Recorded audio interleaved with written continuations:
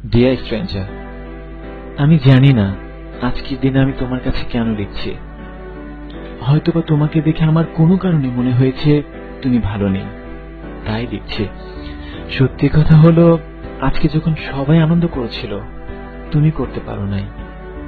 তোমাকে শুধু একটু জানাতে চাই, আমি তোমাকে একটু হলেও অনুভব করতে পারছি, এবং এটাও বলতে চাই আলো আসছে। তুমি কেন নিজেকে এত দুর্বল ভাবছো? নিজেকে একবার প্রশ্ন করো, তুমি কার জন্য কান্না করছো? যে মানুষটা তোমাকে এতটা কষ্ট দিয়েছে তার জন্য। যে তোমার ভালোবাসার মূল্য বোঝে নাই, সে তো তোমার যোগ্য বলে আমার মনে হয় না।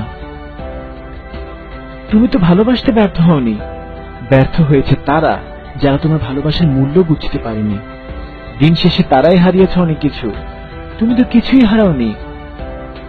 দুনিয়াতে কিছু মানুষই আছে যারা কখনো শরীর ছাড়া মনকে ভালোবাসতে পারে না। তুমি বরং দারুণ কিছু শিক্ষা পেয়েছো। তুমি চিনতে পেরেছো মানুষরূপী কিছু প্রতারককে।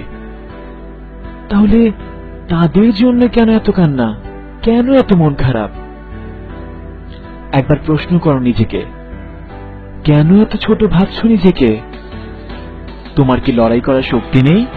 তারা তো তোমাকে ছাড়া বেশ ভালোই আছে, তুমি কেন থাকতে পারবে না?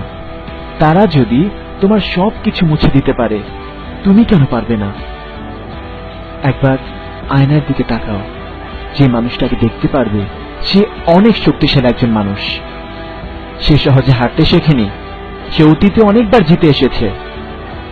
সে হাসতে হাসতে চোখের পানি মুছতে পারে, তারপর চিৎকার করে বলতে পারে, আমি ভালো আছি, আমি ভালো থাকব। মনে রেখো, সবারই বিশেষ ক্ষমতা থাকে না, তোমার মতো বিশেষ মানুষগুলিরই ক্ষমতা থাকে।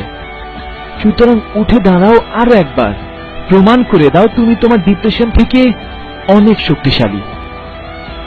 মনে রেখো, তুমি একদিন আবারও ভালোবাসবে, এবং কেউ একজন তোমার অপেক্ষায় আছে, তোমার অনুভূতিগুলোর মূল্য দিতে জানবে। অপেক্ষা করো, এখন শুধু নিজেকে ভালোবাসো। যারা তোমাকে মূল্যহীন বলেছিল, একদিন তাদের যে ভুল প্রমাণ করতেই হবে তোমাকে যে সফল হতেই হবে জীবনে। তোমাকে যারা কষ্ট দিয়েছে তাদেরকে ক্ষমা করে দাও, কিন্তু খবরদার তাদের কর্মকে ভুলে যেও না, ভুলে যেও না তাদেরকে। বিশ্বাস করো, যেদিন তুমি প্রাণ খুলে হাসবে সফলতার চূড়ান্ত উচ্চতায় গিয়ে, সেদিন তারাই আফসোস করবে, ইস কাকে যে হারালাম। ভালো থেকো, ভালো রেখো।